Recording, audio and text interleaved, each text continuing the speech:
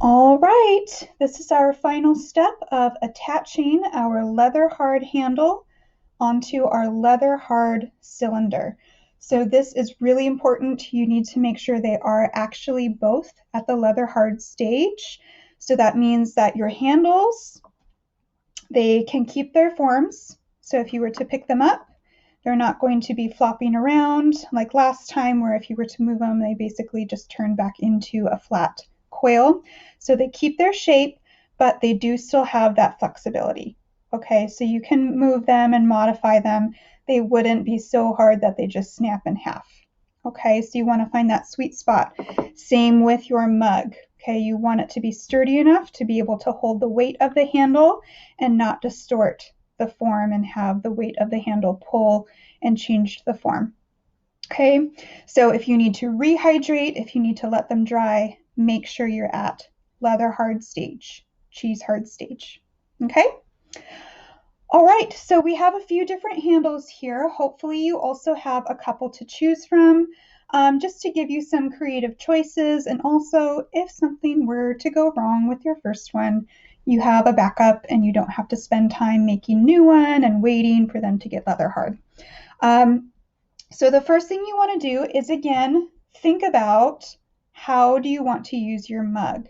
So do you want to be able to fit your whole hand inside? Just a couple fingers? Are you going to grip it from the outside? Is that going to fit comfortably in your hand? So think about how you want your mug to function, and then what size it needs to be. So if you need to adjust it, make it a little bit bigger, wider to fit your whole hand inside, or if you wanted to make it a little bit smaller to fit just a couple fingers. So you should be able to do that if they're still leather hard and slightly flexible. You do want to remember that they will shrink a little bit, so you don't want to make it perfect and have your hand fit perfectly and comfortable in there, because after it's been fired and glazed, it may be too small. So take that into account. So what I like to do, and you saw in the video, is simply hold up your handle or handles to try to decide which one you like. And by holding up slightly behind and moving it around, you can move it up and down, you can move it in and out, different angles, and decide which handle you like the best, which one looks best with your form. If you have a bigger or smaller one, what's going to complement the size and shape of your form the best, and which one will fit your hand the best. Okay. So for this, I think I'm just going to stick with probably a standard handle. But one thing I will show you on a couple of different handles is actually trimming the handle depending on what style you use. So once we find our angle that we want, we can say, do I want to make it bigger? I'll make this one just a little bit bigger because this mug is a little bit taller and it is going to be made for a person with larger hands than mine. So I want to make sure that their hand will be able to fit comfortably with still some space on the top and the bottom. Okay. Another thing you do want to think about is your placement and the size, and that your handle is not going to be popping out the bottom or popping up the top. Okay, usually when we have a functional mug and we wash it and we want to dry it, we want it to sit flat. Okay, so we don't want to have a handle that pops lower than the base, because then it would sit lopsided. We also usually want to avoid a handle that raises up higher than the mug, because a lot of times we store them upside down for drying, and then again it would be tilted and kind of wobble around and make it a little bit more difficult for cleaning. So just keep that in mind as well. So you want to have kind of something in the sweet spot in between the top and the bottom. Okay. The other thing we want to think about is how we should trim our handles so that they can fit our mug. If you look at most standard mugs, when the handle actually connects to the main form, it is a little bit thicker. Okay, so what we don't want to do is just trim it right at the very edge and have this really thin, flat connection. You would end up with cracks, okay, and it wouldn't be very sturdy. So what we usually want to do is have part of that handle kind of curl in and have a little bit more surface area touching the mug so that we have more area to score, slip, and blend. So we are going to trim them, but we will leave a little bit of extra so that they can curl around. So in this instance, we would want to leave a little bit of this extra loop on the end so that we could actually score a flat area. If you were using maybe something that's a little bit thicker, you would want to cut more at an angle. Okay, so having something like this, and then you would actually follow the angle of the mug. Okay, so up to you which one you decide, but let's go ahead and measure this one and make sure it is going to fit how I prefer. So I'm going to line that up, and I'm just going to make a little mark where I want it to connect to my mug. Okay? And then I'm going to go ahead and trim. And so now, reminder, we want this to match the shape of our mug. So we're not cutting horizontally, right? Then we would end up with this kind of 90-degree angle that's poked out. We want this to match the angle that's going to be connected onto our mug. So I'm kind of cutting another kind of bevel angle here so that it can be gradually blended into the side of the mug. Okay, so I'm going to go ahead and do that.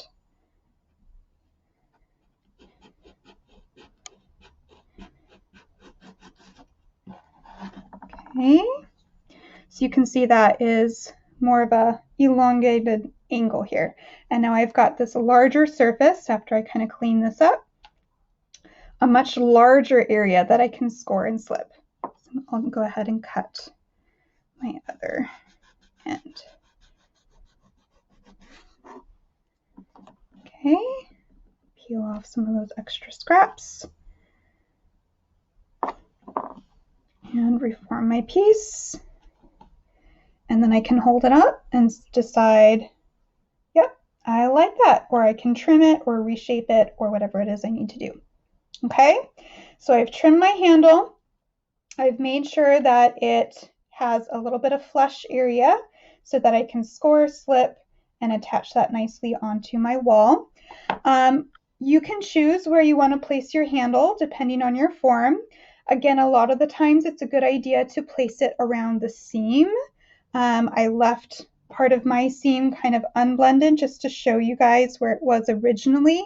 And a lot of the times you might have some kind of imperfections around that area. So putting your handle right over that would help kind of cover up and blend out some of those imperfections.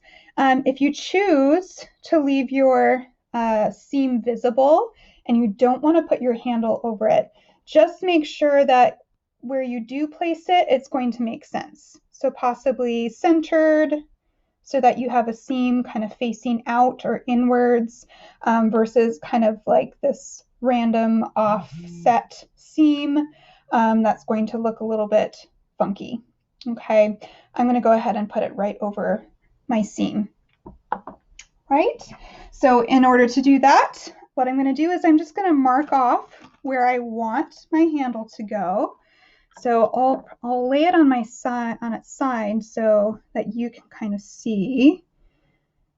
Lay it on its side, and then I just kind of mark off where I want that handle to go, kind of outline it. So then I'll know where to do my scoring and slipping. Okay, I am just going to go ahead and stand it up vertically so I can visually check. But what I like to do is make sure that your handle is going to be centered. So you want to make sure it's not going to be crooked. Okay, so like at an angle, you don't want it to be off center. You want to make sure that your handle lines up and goes straight down the middle of your piece. So I'm going to go ahead and mark that.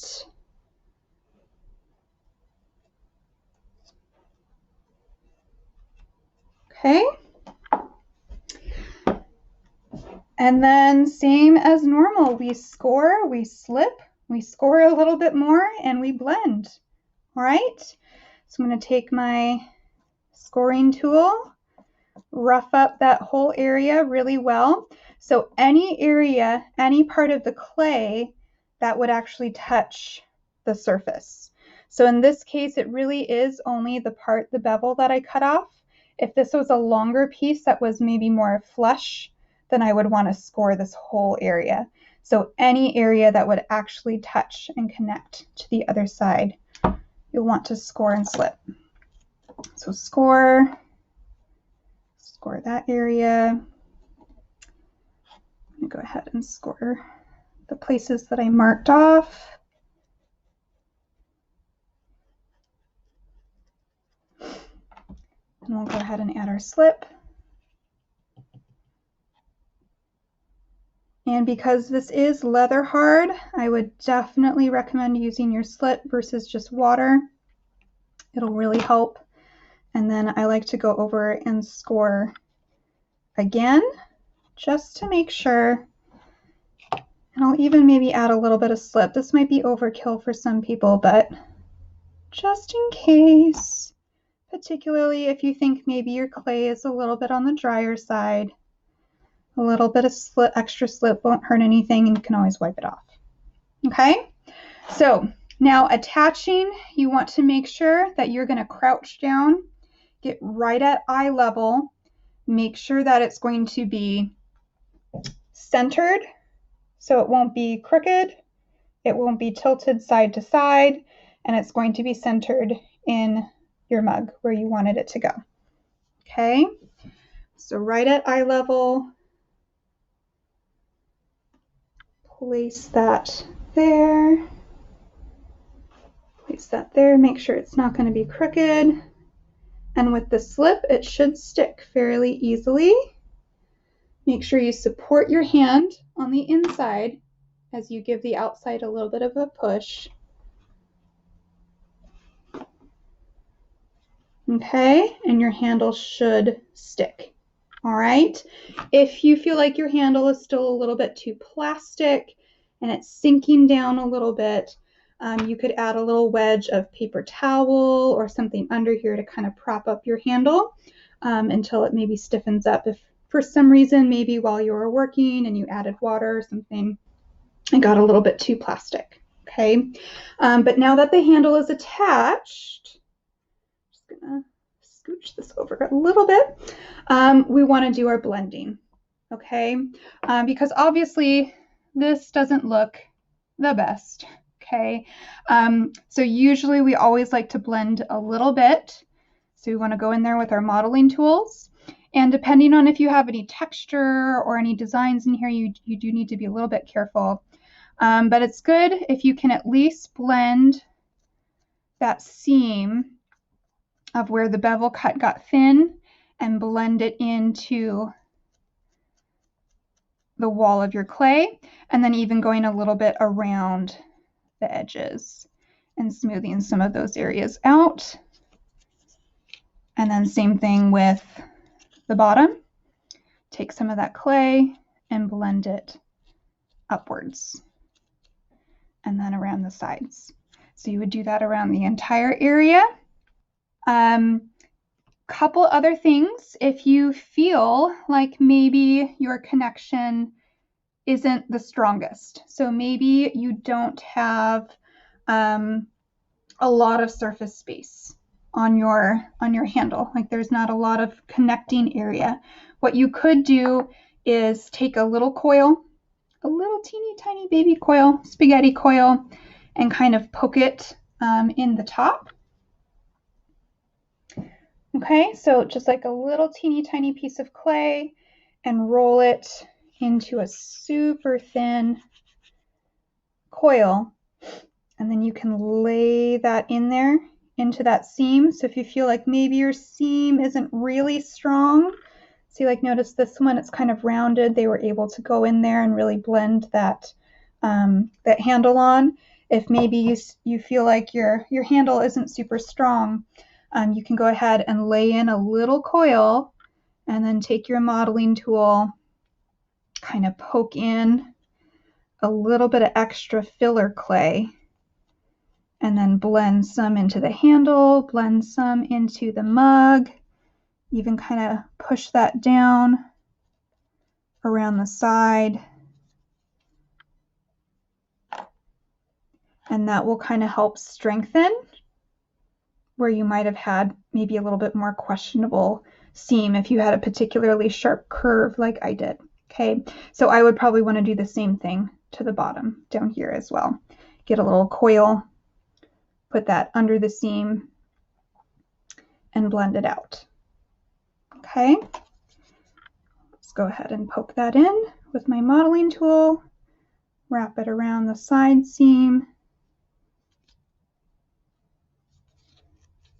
and blend it all out, either with my modeling tool or my paintbrush. And then just clean everything up.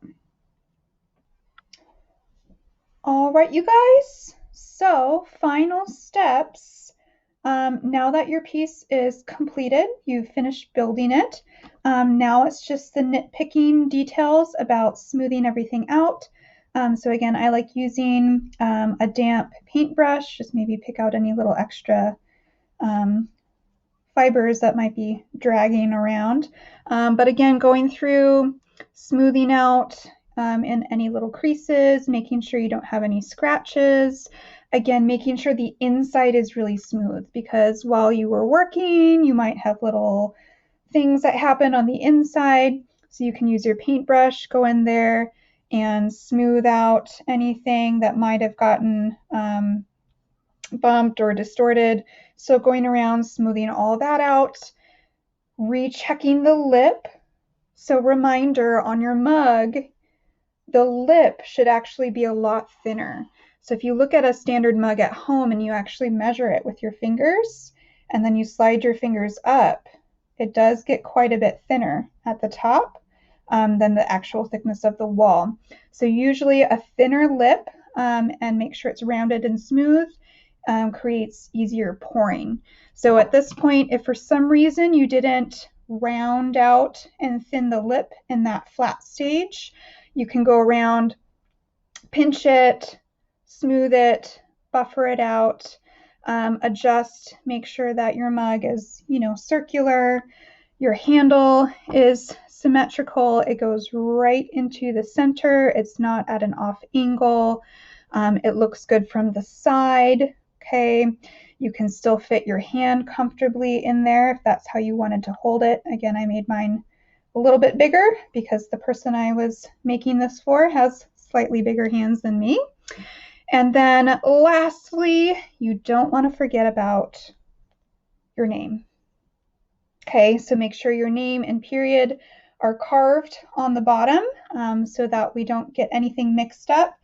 Particularly with mugs, I know a lot of us did not put designs on the outside, though a lot of them are going to look the same. So I would encourage you to put full names as best you can instead of just initials, something more personal in there if you wanted to put a little quote or something, anything, but definitely make sure your name and period number is on there, and then making sure your foot is refined. So if you have any little flakes in there that you might want to brush out or smooth out the foot, make sure it's going to be nice and even. And then again, be careful, just double check everything and make sure it is exactly what you want. Okay, so just some of those little fine-tuning things. I'll probably spend several more minutes on mine. I've got some little clay flakes on the inside.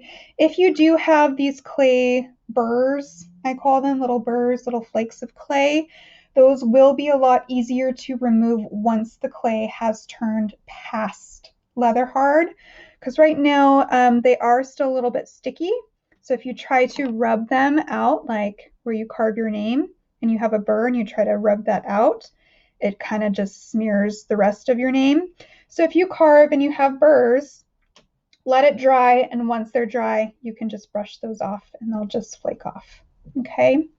But otherwise, we want to make sure we keep this nice and safe. We'll be photographing these projects. So you'll want to make sure that you have at least one photograph of it directly from a side angle. So just like this, so I can see your handle design. I would like to see a height comparison. So if you have something, a ruler, or if you wanted to use your cups, stack it up just so I can kind of have something to compare it to, but it should be at least 4 inches in height. So I should be able to see the height. I should be able to see the shape of your piece. So did you do straight up and down walls? Did you do curved walls? And then what does your handle style look like? And I would like to see both sides. So side 1, side 2, or vice versa. Okay. If you decide to do any other kind of decorative design on it, this would be the best stage to do that. So if you wanted to do some carvings, you could go ahead and do that now that everything is finalized and you're not going to be smudging anything else. You do just want to be very careful about moving it. But if you did decide to do any kind of specialty design, any other kind of side picture that would show off your design where you placed it would be a good idea. Again, I would recommend to not do any carving in the center. Remember, we want the center to be nice and smooth because we'll be using them. And any kind of carving or texture inside, food particles tend to settle in there. So you do want to make sure that you have a really nice round bottom, okay? No scratches, anything. You want to be nice and smooth, okay? So photo from the side, 2 sides.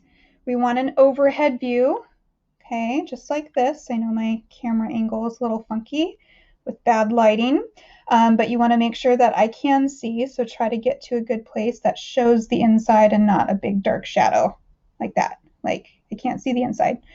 Okay, so get good lighting, maybe go outside, take a nice picture of your overhead view so I can see your smoothed inside. I can see that you put a coil in, the bottom corner is rounded and smoothed.